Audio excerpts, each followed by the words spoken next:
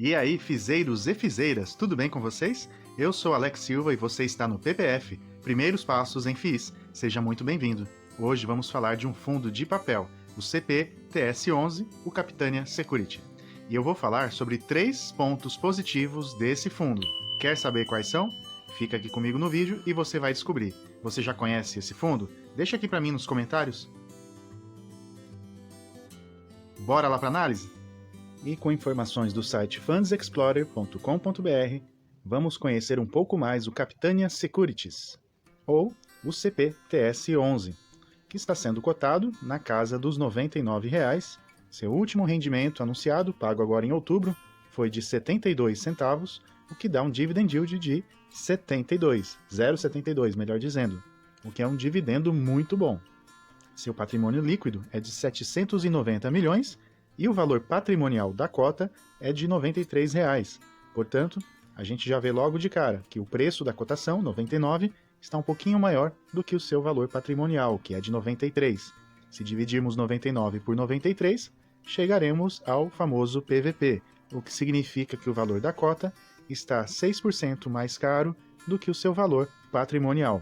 Vale lembrar que o PVP é um indicador muito importante dentro de um fundo de papel. Sabemos que uma faixa saudável é entre 0,90 e 1,10. Portanto, o CPTS está dentro dessa faixa. Sua liquidez diária é de 36 mil negociações, mas a gente vai ver que a liquidez é um calcanhar de Aquiles dentro desse fundo. Pelo menos por enquanto. Aqui temos as cotações de 12 meses. E olha só, quando eu falo sobre o PVP, notem que ali no final do ano passado e no comecinho desse ano, esse fundo estava sendo negociado a quase R$ 120,00, ou seja, mais de 15% acima do seu valor patrimonial. Com a crise causada pela pandemia, o valor da cota despencou e foi a R$ 80,00. Quem comprou cotas desse fundo a 120 vê hoje esse fundo na casa dos R$ 100,00, portanto, teve uma desvalorização de mais de 15% no seu patrimônio. Por outro lado, quem comprou ali embaixo, a 80, 80 e poucos reais, está verificando uma valorização de mais de 15% no seu patrimônio. Portanto, essa é a diferença entre comprar muito acima ou muito abaixo. E notem que depois da recuperação, ele não chegou ao patamar que estava anteriormente. Ele ficou ali orbitando um pouco acima do seu valor patrimonial, que é de R$ 93,00. E aqui temos o primeiro ponto positivo, o primeiro ponto importante a ser destacado desse fundo, que é a previsibilidade nos pagamentos dos dividendos. A gente vai retomar esse ponto lá na frente, mas notem como nos últimos 2 anos, de 2018 para cá, esse fundo vem pagando de modo muito consistente e com regularidade. Vimos que seu último rendimento foi de 0,73%, mas em 12 meses ele tem ali mais de 8%. Não é o fundo de papel com maior retorno, porém, vamos ver outra coisa importante em relação a ele. Aqui vemos a tabela de dividend yield, e esses pontinhos vermelhos estão ali na casa do 0,70. Então notem como o dividend yield fica orbitando ali em torno disso. Em janeiro deste ano, obviamente, esse indicador ficou abaixo de 0,60 devido ao valor da cota, que estava bastante esticado. E entrando já aqui na parte do relatório dele, o que eu queria destacar logo de cara é a questão da liquidez. Veja ali que a média diária do volume negociado é de 2.600.000. Não é assim pouco líquido, mas também ele não tem a mesma liquidez de outros fundos do mesmo segmento. Para o pequeno investidor, talvez não seja um grande problema, mas no quesito liquidez ele está ainda abaixo dos seus pares. Aqui as informações básicas do fundo, ele começou lá em 2014, sua taxa de 1,05% ao ano, e o ponto positivo aqui é que ele não tem taxa de performance. Entrando no comentário do gestor, ele destaca alguns pontos interessantes. O primeiro deles é que não sentiu nenhum impacto relevante na qualidade dos CRIs desse fundo. Outro ponto importante que o gestor destaca foi a decisão de comprar outros fundos imobiliários ali perto do limite permitido por esse fundo, porque isso permitiu conferir ao fundo uma carteira com bom ganho de capital. Vamos discutir isso nas próximas telas. Também ele diz que a alta dos índices de preços, o IPCA e também o IGPM, impactou positivamente a carteira de CRIs dentro do fundo. E o fundo também teve ganho de capitais, não somente com os fundos imobiliários, mas também na compra e venda de certificados de recebíveis imobiliários. E um dos compromissos deles é entregar resultado oriundo de uma carteira de CRI com spread sobre título público equivalente de pelo menos 3%. Se eu estou entendendo corretamente aqui a leitura, Isso significa que eles buscam pelo menos a taxa Selic acrescida de 3% ao ano. Se eu estiver falando bobagem aqui, pode deixar nos comentários aqui para mim. E dentro dessa questão do baixo risco de crédito, eles têm investido em 3 setores, os quais os gestores acreditam serem os mais resilientes dentro das operações de CRIs: os shoppings, as lajes corporativas e o setor logístico. Olhando para os próximos meses, o gestor diz que vai diminuir aos poucos a sua posição em outros fundos imobiliários. Essa posição já gerou bastante resultado, mas eles entendem que já está chegando próximo do seu potencial. Foi uma estratégia importante para gerar resultado durante o pior momento da crise. A gente viu ali, né, o pagamento de dividendos não sofreu alteração mesmo nos meses de março, abril e maio, no auge da crise, mas chegou o momento de o fundo rever algumas posições. Essa é a carteira de CRI por segmento. Notem, de 2017 para cá, a mudança nesse fundo. Antes disso, ele tinha muitas operações residenciais, de loteamento e também de shopping. Em 2016, esse nível foi ainda maior, mas a partir de 2017, mais especificamente em 2018, eles passaram a concentrar mais operações em shopping, no setor logístico e também nas lajes corporativas. E esse foi um movimento importante que deu mais segurança para o fundo, mas obviamente ele passou a ter menos dividendos acumulados. Notem ali como de 2017 para cá, esses dividendos caíram um pouquinho, mas está aqui o segundo ponto mais importante desse fundo. Eles buscaram diversificação e, por consequência, se tornaram um fundo mais seguro. O relatório deles é bastante detalhado, eu gostei muito. Então, nessa parte aqui eles trazem a movimentação da carteira, com as principais compras e vendas aqui de certificados de recebíveis imobiliários. E nessa outra parte, a carteira de FIIs, as compras e também as vendas. Olha ali o HGLG, eles ganharam um dinheirinho com esse fundo aí durante o período da pandemia. Aqui a exposição por segmento. Esse fundo tem que ter pelo menos 2/3 dele em operações de CRIs. E o restante ele pode ter outras operações, como por exemplo, comprar outros fundos imobiliários. Mas vemos aí que ele está um pouquinho desenquadrado, está um pouquinho acima. Era para ter 33% de FIIs, ele está com 36%, muito por conta também da valorização da cota de outros fundos. Eles vão se desfazer das posições e esse percentual ficará novamente abaixo aí dos 33% e continuará abaixando conforme essas posições.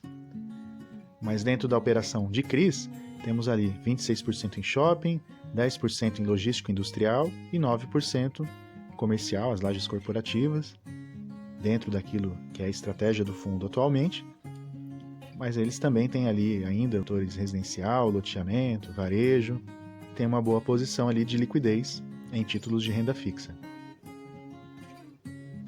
Aqui a exposição por indexador, 36% depende aí da remuneração dos outros fundos imobiliários, mas ele tem ali 34% em IPCA+, 6,7%, e 15,5% em CDI mais 3,3%.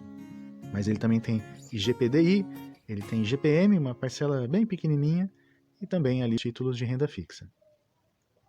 Temos a lista dos CRIs do fundo, são mais de 30, quase 40. Obviamente não dá para ver muito, vamos botar uma lupinha aqui.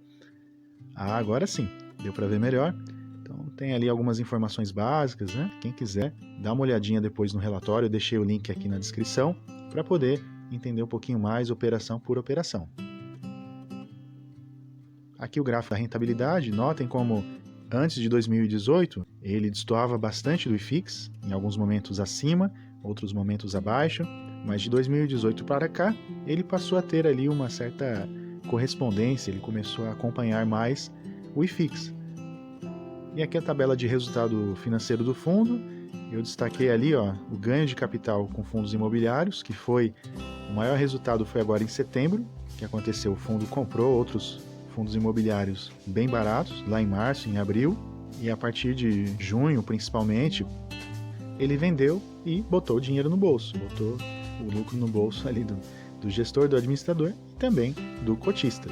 E embaixo tem ali a distribuição por cota, 65 centavos em maio, 67 em junho, 72 em julho, em agosto 75 e 72 centavos em setembro. E aqui o ponto que a gente falou, da questão da previsibilidade, da estabilidade desse fundo, o que eles fazem?